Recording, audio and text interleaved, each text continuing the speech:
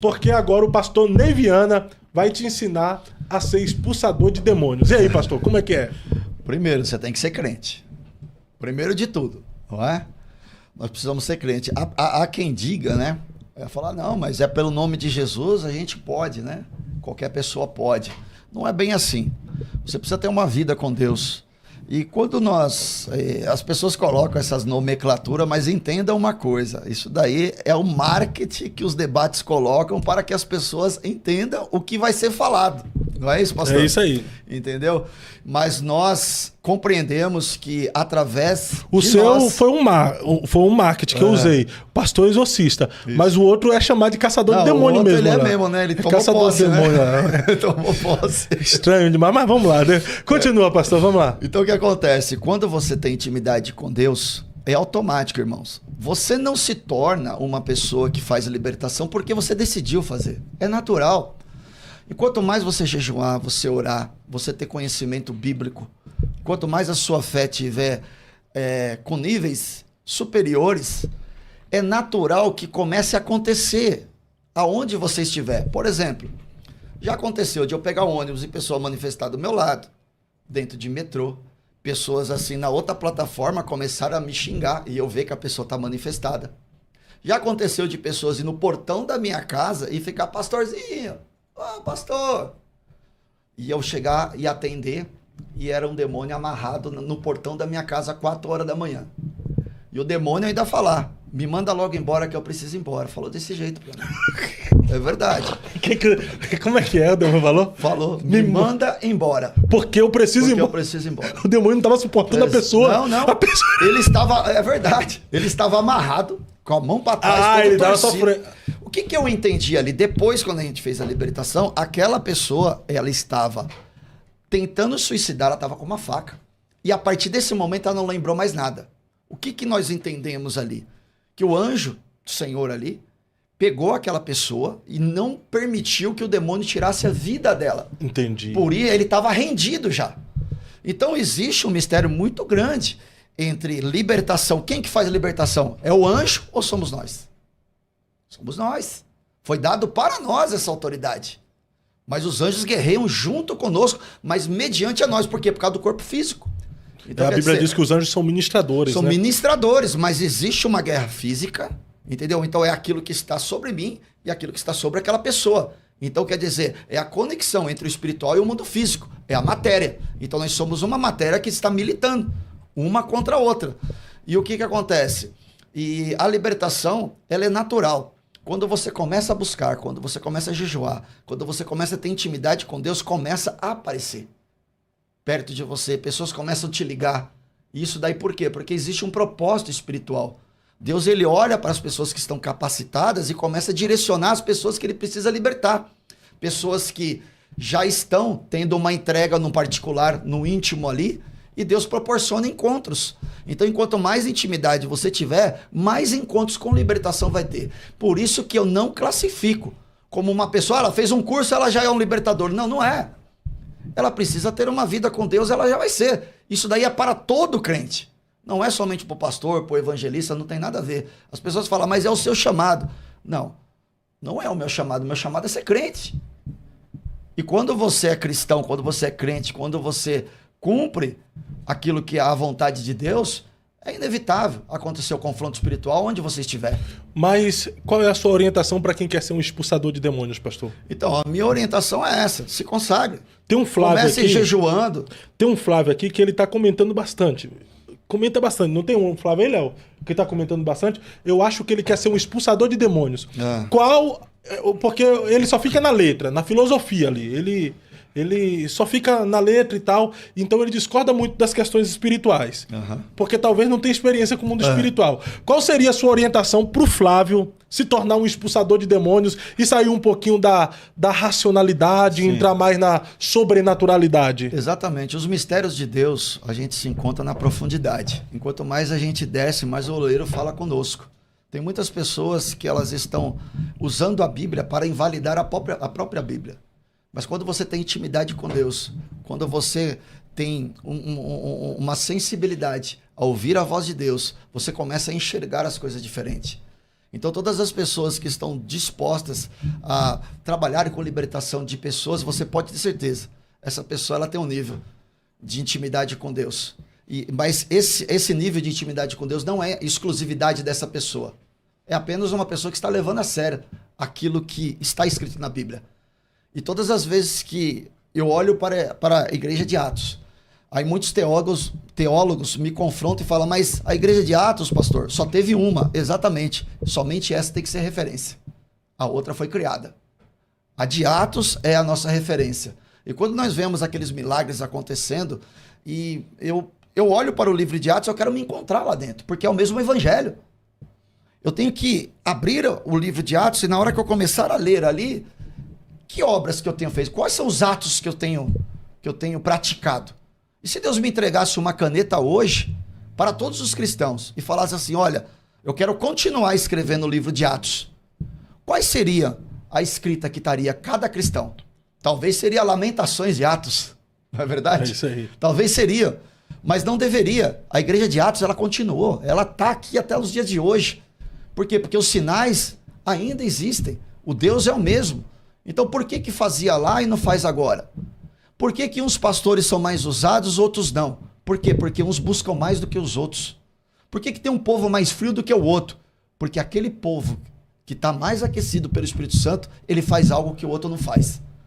Por que tem igrejas hoje que são dependentes de líderes? São pessoas doentes, dependentes, comendo na mão de líderes. São pessoas que não aprendeu a buscar. O líder busca por ela. Quer dizer, na verdade não busca por ela.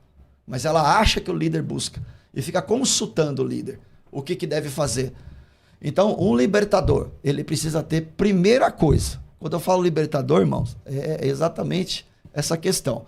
Que você está disponível para ser usado para libertar vidas em nome de Jesus. Você precisa ter, primeiramente, uma vida de jejum e oração. É preciso. Vida. Eu não estou falando propósito, tá? Vida. Eu sou contra falar isso. Eu vou fazer um propósito. Irmão, você já tem que ter uma vida de propósito. Nós temos que ter uma vida de jejum. Eu não preciso me preparar espiritualmente para entrar em batalha nenhuma. Mas é possível alguém que jejua, ora, não conseguir expulsar demônio, não. pastor? Mas é possível alguém que não ora e jejua? Só se ela foi mal, porque existe denominações que invalidam o poder de Deus, que é a questão da retaliação. Tem pessoas que pregam retaliação. Eu sou totalmente contra a retaliação. Tá, não, mas dentro desse ambiente aqui agora, é possível alguém orar e jejuar e não conseguir ter autoridade para expulsar demônio? Porque o demônio, ele é sujo, né? Sim. Desgramado, nunca tomou banho na vida, então é sujo. Aí, o que acontece? O cara jejuou, orou, aí vai lá e expulsa o demônio. Não vou sair. Aí ele precisa usar autoridade, né? Exatamente. Mas, então, autoridade e conhecimento. Eu não vou sair. Por quê que não vai sair? Na hora que ele sair e ele voltar, é a hora da renúncia. Ele sabe por que ele não sai.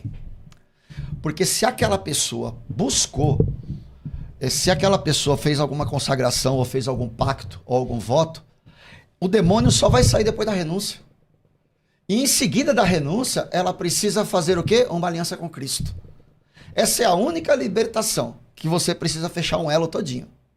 Fechar um ciclo e já abrir outro, espiritual. Diferente das pessoas que as pessoas fazem obra de macumbaria, feitiçaria, essa daí. Da mesma forma que enviaram, você manda embora. Tranquilo. Mas a pessoa que fez aliança, ela precisa quebrar a aliança e na mesma hora já fazer uma aliança com Cristo. Então se a pessoa tem uma vida de jejum e oração, não há demônio. Não, se ela não souber dessa estratégia, ela pode achar que ela não tem autoridade sobre a vida da pessoa, mas na verdade não é que ela não tem autoridade, é que existe um segmento. Por exemplo, nós vemos o gadareno. Jesus manda embora e o demônio continua. Calma aí, mas Jesus mandou embora o demônio. Por que ele continuou? E ainda ficou falando e insistindo para não sair daquela província. E Jesus pergunta, qual que é o seu nome? Legião. Olha Jesus fazendo mapeamento para saber o que ele estava lidando. Mas na verdade, Jesus não precisava fazer aquilo. Mas foi para nos ensinar como é que funciona o mundo espiritual. E Jesus expulsa, permite que ele entre nos porcos. Por que permitiu que ele entrasse nos porcos? Para a gente ter noção do que é uma legião. Que realmente, uma legião de demônios é uma quantidade, né, de demônios gigantesca. Milhares de demônios, né? Então, assim, quem ora e jejua tem poder e autoridade para expulsar demônio. Só que também precisa ser águia, porque o demônio é mentiroso. Às vezes o demônio quer fazer ações para envergonhar o cara, né? Eu não vou sair porque você não tem autoridade, porque eu sei o que você fez ontem. Aí você fala... Isso ali, se o cara não tiver preparado, já dá um baque, porque o cara, o que eu fiz ontem? E tal. Aí, de repente, aí você é mentiroso, porque eu tô cheio de Deus aqui. Sai em nome de Jesus, né? Porque eu vi até naquele debate que o senhor fez lá, com o Thiago lá, eu tava meio Zé Pilintriando. Aí ele falou bem assim, a sua mão não tem poder porque eu sei o que você fez ontem. Foi algo nesse sentido, não foi? Que meio que fez relações... De pecado masturbatório do pastor, né? E aí, no momento, se o camarada não tem ali uma estrutura em Deus, já desestabiliza, né? Exatamente, porque o inimigo é acusador. Eu sempre falo isso. Essa questão de você acreditar no que o demônio tá falando, pra você ter uma ideia. Teve uma vez que eu tava pregando na igreja, entrou um homem de terno, com gravata, sapato de 2 cores, e fez aquela bagunça, aquela roaça, né? E de repente ele vai na frente do púlpito. Eu falei, o que esse homem vai fazer, né? Daqui a pouco ele apontou para mim e falou, desce do púlpito. Porque você está no pecado e você não é digno de estar aí. Aí eu olhei e falei, meu Deus do céu, nunca tinha acontecido isso comigo. Eu falei, e agora, cara? O que eu faço com esse cara? Aí eu fiquei pensando, né? E Deus falou, desafia ele. Eu falei, vem cá. Aí eu tava em cima do altar, ele tava um tanto assim para baixo. Eu falei, põe a mão na minha cabeça. Se o que está em mim é maior do que o que está em você, você cai agora. Mas se o que está em você é maior do que o que está em mim, eu caio agora. Ele veio com tudo para pôr a mão na minha cabeça. Antes de ele pôr, ele caiu endemoniado. O que eu fiz? Amarrei o demônio. Fiquei 10 minutos pregando, arrastando ele para todo lado e mostrando para a igreja. Esses são os profetas que vocês estão dando a mão. É esses que estão destruindo o casamento de vocês e falindo as suas empresas. Meu Deus, isso é muito forte. Isso é ter convicção da autoridade de Deus sobre a tua vida. Porque se Deus estava falando da boca dele e Deus estava falando comigo, tem algum Deus falso. Tinha algum Deus que não era verdadeiro. Então, nessa hora, sim, a gente faz o desafio. Vem expulsar. Vem fazer. Entendeu? Então, o que acontece? Eu já cansei de ver demônio, na hora que ele está manifestado, é a última cartada que ele tem. Porque ele não tem interesse de manifestar. E aí as pessoas ficam perguntando, por que você está aí? Quem que te enviou aí? Foi a cunhada dela. Olha isso, a cunhada dela, junto com a sogra. Por quê? Porque ele sabe que ele vai perder guerra e vai sair. Mas ele deixou uma semente. Contenda em casa. De contenda. E aí, o que acontece? O pastor chega e fala, você conhece essa pessoa? Conheço. Quem que é? É minha cunhada mesmo, minha sogra. Aí deixou uma semente. Então, quer dizer, ele perdeu uma guerra, mas já preparou um terreno de novo, do outro lado. Então, nele não há verdade, só há mentira. Porque quando ele desmascara um cristão, é diferente. Você não tem autoridade sobre ele. É simplesmente assim. Entendeu? Mas ele sempre vai tentar te desestabilizar. Ele vai chegar, ele vai querer te acusar dos pecados passados, porque ele conhece o seu passado e o seu presente. Aí o que você tem que fazer? Lembrar ele do futuro dele. Na hora da libertação. Fala, você conhece o meu passado, você conhece o meu presente, mas eu conheço o seu futuro. É forte. O seu futuro é a condenação. E para você não há solução. Não há salvação. E para mim ainda? Para mim há, mesmo que eu pequei. O Senhor disse que as coisas velhas se passaram e tudo se fez novo.